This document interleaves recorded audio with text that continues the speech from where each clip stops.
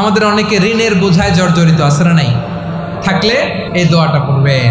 এক সাহাবীর নাম আবু উমামা, নামাজের ওয়াক্ত ছাড়া উনি মসজিদে যেয়ে বসে আছে। বিশ্বনবী বললেন, কিরে আবু উমামা, নামাজের তো ওয়াক্ত হয় নাই, মসজিদে কি? সাহাবী বলে, নবী গো, ঋণের বোঝায় এমন টেনশনে আছি, ঘরে থাকতে পারলাম না, মসজিদে চলে আসছে। বিশ্বনবী বলেন, আমি কি তোমার এমন একটা দোয়া শিখাবো যেটা বললে আল্লাহ তাআলা তোমার ঋণের বোঝা হালকা করে দিবে? আবু উমামা বললেন, ইয়া রাসূলুল্লাহ, অবশ্যই শিখাবেন। বিশ্বনবী বললেন, তাহলে তুমি পড়বা, আল্লাহুম্মা ইন্নী আউযু বিকা মিনাল হাম্মি ওয়াল হাযান ওয়া আউযু বিকা মিনাল জুবনি ওয়াল বুখল ওয়া আউযু বিকা মিন গালাবাতিদ দাইনি ওয়া কাহরির রিজাল। ও আল্লাহ, তোমার কাছ থেকে দুশ্চিন্তা থেকে পানাহ চাই, কৃপণতা, ভীরুতা, অলসতা, কার্পণ্যতা, মানুষের কঠোরতা, আমার উপর মানুষের আধিপত্য এবং ঋণের বোঝা থেকে পানাহ চাই। এই দোয়াটা যখন বিশ্বনবী শিখাই দিলেন, আবু উমামা বারবার এই দোয়া পড়েন, আল্লাহুম্মা ইন্নী আউযু বিকা মিনাল হাম্মি ওয়াল হাযান ওয়া আউযু বিকা মিনাল আজজি ওয়াল কাসাল ওয়া আউযু বিকা মিনাল জুবনি ওয়াল বুখল ওয়া আউযু বিকা মিন গালাবাতিদ দাইনি ওয়া কাহরির রিজাল। আবু উমামা বলে, এই দোয়া আমি পড়তে লাগলাম। কিছুদিন পরে দেখা গেল বিশ্বনবীর শেখানো এই দোয়ার বদৌলতে আল্লাহ তাআলা আমার সব ঋণ পরিশোধের ব্যবস্থা করে দিয়েছেন। বিশ্বনবীর জামাতা সাইয়্যিদিনা আলী রাদিয়াল্লাহু তাআলা আনহুর কাছে এক লোক এসে বলে, হে আলী, ঋণের বোঝায় আমি জর্জরিত, আমার কিছু অর্থ দিয়ে সাহায্য করো। সাইয়্যিদিনা আলী রাদিয়াল্লাহু তাআলা আনহু বললেন, আমি কি তোমার এমন একটা দোয়া শিখাবো যেটা বিশ্বনবী আমাদের শিখিয়েছেন? এই দোয়া যদি তুমি পড়ো, লাউ কানা আলাইকা মিসলু জাবালিন কাবীরিন দাইনান আদাল্লাহু আনকা, পাহাড় পরিমাণও যদি ঋণের বোঝা হয়, আল্লাহ এটা পরিশোধের ব্যবস্থা করে দেবেন। ছোট্ট একটা দোয়া বিশ্বনবী শিখালেন, বললেন, তুমি পড়বা, আল্লাহুম্মা কফিনি বিহালালিকা আন হারামিকা ওয়া আগনিনি বিফাদলিকা আম্মান সিওয়াক।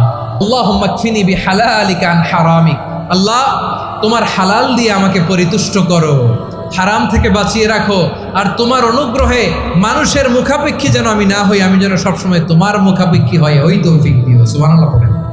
তাহলে প্রিয় ভাইয়েরা, বিপদে পড়লেই প্রথমে কি পড়বেন? বিপদে পড়লেই প্রথমে ইন্না লিল্লাহ কি বলে নিজেকে আল্লাহর কাছে সঁপে দিতে হয়? হাসবুনাল্লাহ। চরম বিপদে দেয়ালে পিঠ থেকে গেছে, তখন লা ইলাহা ইল্লা আনতা সুবহানাকা ইন্নী কুনতু মিনাজ জালিমিন। এরপরে লা ইলাহা ইল্লাল্লাহুল আযীমুল হালিম, এই দোয়া। আকস্মিক বিপদ, হঠাৎ যেন কোনো বিপদ আমাকে পেয়ে না বসে, এটার জন্য বিসমিল্লাহিল্লাযী লা ইয়াদুররু মা ইসমিহি শাইউন ফিল আরদি ওয়ালা ফিস সামাই ওয়া হুয়াস সামিউল আলীম। সকালে 3 বার, রাতে 3 বার। আর মারাত্মক tension, hyper tension, anxiety, depression থেকে বাঁচার জন্য 2 দোয়া, ইয়া হাইয়্যু ইয়া কাইয়্যুম, ইয়া হাইয়্যু ইয়া কাইয়্যুম, মনে থাকবে? আর আল্লাহুম্মা ইন্নী আবদুক, এই দোয়া। ঋণ থেকে বাঁচার জন্য 2 দোয়া, আল্লাহুম্মা ইন্নী আউযু বিকা মিনাল হাম্মি ওয়াল হাযান, এটা।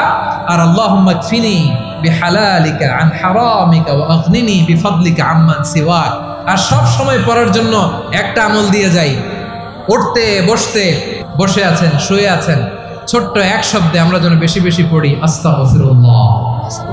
আল্লাহ রাসূল সাল্লাল্লাহু আলাইহি ওয়াসাল্লাম বলেন, মান লাজিমাল ইস্তিগফার, যে সব সময় এরকম ইস্তিগফারের সাথে লেগে থাকে, জাআলাল্লাহু লাহু মিন কুল্লি যিকিন মাখরাজা, আল্লাহ তাআলা তাকে কোনো বিপদে আটকান না, সে জীবনে আটকাবে না, যে কোনো বিপদে আল্লাহ তার রাস্তা বের করে দিবেন। Way out, you will get a way out and solution. সুবহানাল্লাহ।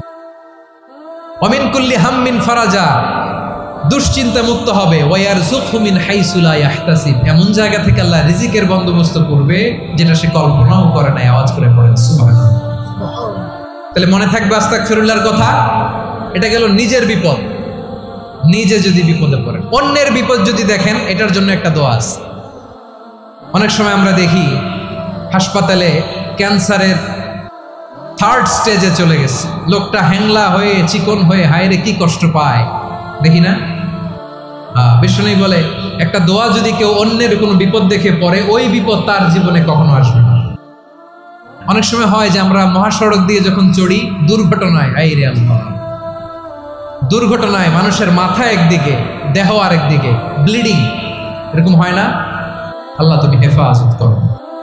বিশ্বনবী বলেন, এই দুর্ঘটনা দেখে কেউ যদি এই দোয়াটা পড়ে, তার জীবনে সে কোনোদিন এরকম অ্যাক্সিডেন্টের সম্মুখীন হবে না। বিশ্বনবী বলেন, অন্যের বিপদ দেখে কেউ যদি পড়ে, আলহামদুলিল্লাহিল্লাযী আফানি মিম্মা বতালাকা বিহি ওয়া ফাদ্দালানি আলা কাসীরিম মিম্মান খালাকা তাফদীলা, মানে প্রশংসা সে আল্লাহর যে আল্লাহ তাআলা তোমাকে যেই জিনিস দিয়ে পরীক্ষা করেছে আমাকে ওইটা থেকে বাঁচিয়ে দিয়েছে। তোমাকে আল্লাহ যেই বিপদে ফেলেছে আমাকে ওই বিপদ থেকে তিনি মুক্ত রেখেছে, আর তার অনেক সৃষ্টির উপর আমাকে তিনি প্রাধান্য দিয়েছে। সুবহানাল্লাহ পড়েন। যে কোনো বিপদ, কারো ক্যান্সার দেখে যদি এই দোয়াটা আপনি বিশ্বাসের সাথে পড়েন, জীবনে কোনোদিন ক্যান্সার রোগে আক্রান্ত হবেন না।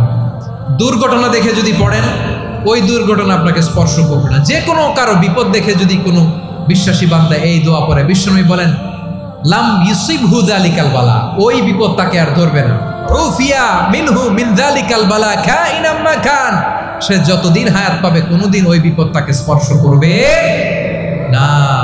এই দোয়াটা পড়তে রাজি আছেন আমার প্রিয় ভাইরা? তাহলে পুরো আলোচনার সেন্ট্রাল থিম হচ্ছে আমাদের জীবনে বিপদ আসবে, কষ্ট আসবে, দুঃখ আসবে, কিন্তু বিপদে আপদে আমরা হাল ছেড়ে দিব না, হতাশ হব না। মুমিন হতাশ হয় না, নিরাশ হয় না, হাল ছেড়ে দেয় না। মুমিন ভরসা রাখে একজনের উপর। আওয়াজ করে বলুন, তিনি কে? বিপদে পড়লে আমাদেরকে উদ্ধার করে কে? আবার আমাদেরকে যদি কোনো নেয়ামত আল্লাহ দিতে চান, ওইটা কেড়ে নেওয়ার ক্ষমতা কারো আছে? তাহলে আমরা কানেক্টিভিটি বাড়াবো কার সাথে? আমাদের প্রার্থনার ফরিয়াদের হাত তুলবো কার কাছে?